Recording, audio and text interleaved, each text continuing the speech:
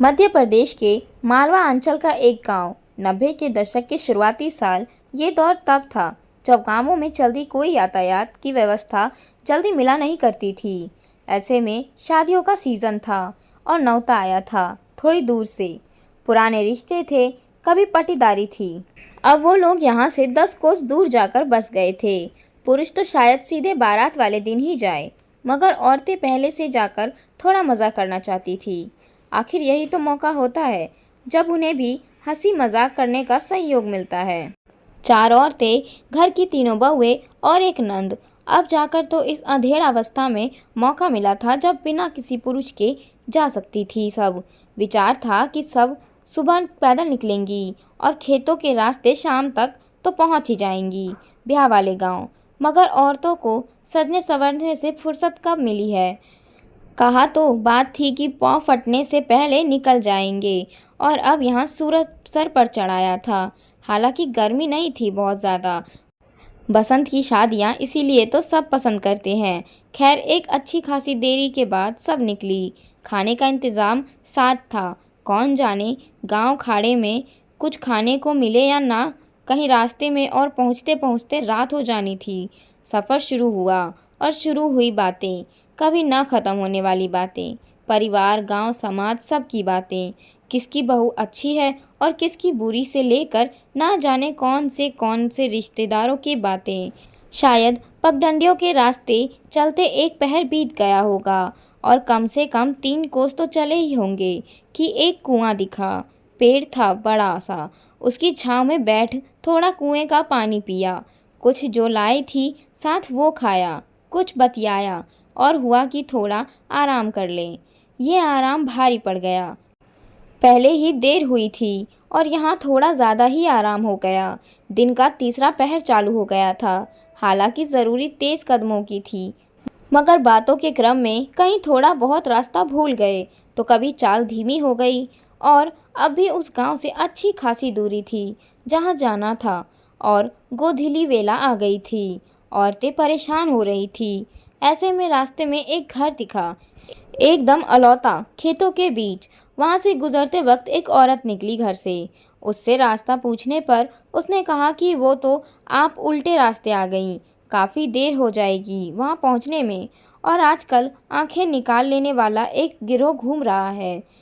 तो फिर कुछ बातों के बाद उस औरत ने उन्हें वहां उसी मकान में रात बिता लेने का उपाय दिया। यहाँ अब कुछ खास विकल्प बचा नहीं था। मरता क्या न करता, तो वो चारों औरतें वहीं रुक गई। उस घर वाली औरत ने बताया कि उसके पति कहीं बाहर गए हैं, तो वो घर पर अकेली ही है। उसे भी अच्छा लगेगा आप सब रहोगी तो। रात उसने खाना बनाया, बेहद साधारण रोटियां और साग, लेकिन खाने में कोई स्वाद ना था। इतनी भूख होने के बावजूद वो खाना ऐसा था मानो खाया न जाए। रात को मौसम ऐसा था कि गर्मी भी लगती और ठंड भी। पहले उसने तो सबके सोने का इंतज़ाम आंगन में ही किया और ओढ़ने को कंबल दे दिया। खैर, थकी ही थी, सब लेटते ही नींद आ गई। हालांकि कंबल की ही ज़रूरत पड़ी तो सबने अपने अपने हिस्से का कंबल लेकर सो रही थी। इनमें से एक औरत की आंख रात को खुली और उसने जो देखा वो देखकर उसकी चीख निकल गई, मगर वो चाह कर भी चीख न पाई। शायद मानो लकवा मार गया हो। वो दृश्य था कि आंगन के मुंडेर पर दर्जनों औरतें नीचे देखी जा रही थी, और वो औरत जिसने उन्हें शरण दी थी वो हवा में बीचों बीच बैठी थी बिना किसी आधार के। और मुंडेर पर बैठी औरतों ने कहा कि तुमने अच्छा किया इन्हें रोककर, अब हम इन्हें खा लेते हैं। मगर वो औरत जिसने उन्हें शरण दी थी वो अड़ी रही थी कि नहीं, हम मनुष्य नहीं जो विश्वास में लेकर विष दे। खैर, वो यात्री औरत ये सब देख सुन रही थी, मगर उसे ऐसा महसूस हो रहा था कि उसके प्राण निकल गए हो। वो चाह कर भी कुछ बोल ना पा रही थी और ना ही हिलडुल कर अपने बाकी भाइयों को उठा पाने में समर्थ थी। खैर, किसी तरह आंखें बंद हुई, मन में नाम जप करके मौत का इंतज़ार कर रही थी, और फिर शायद डर से सो गई। सुबह भैंसों की घंटियों की आवाज़ ने नींद खोला। जब चारों जागे तो देखा चरवाहों ने उन्हें घेर रखा था और अचानक ध्यान आया, ना वहाँ कोई मकान था, ना वो औरत, और तो और वो खाट कंबल भी नहीं जिस पर वो सोई थी। वास्तविकता में तो वो ज़मीन पर लेटी थी। मगर ये सब क्या था? किसी को कुछ समझ नहीं आया। और जब उसी चौथी औरत ने रात की बात बताई कि उसने क्या देखा, ये सुनकर सबके होश फाख्ता हो गए। पता नहीं वो औरत कौन थी, मदद करने वाली, कोई देवदूत या कोई डायन।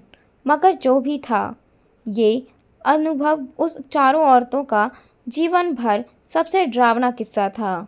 तो दोस्तों, आज के लिए इतना ही। लेकिन ये जो स्टोरी थी, ये रियल स्टोरी थी, जो कि सत्य घटना पर आधारित है ये स्टोरी।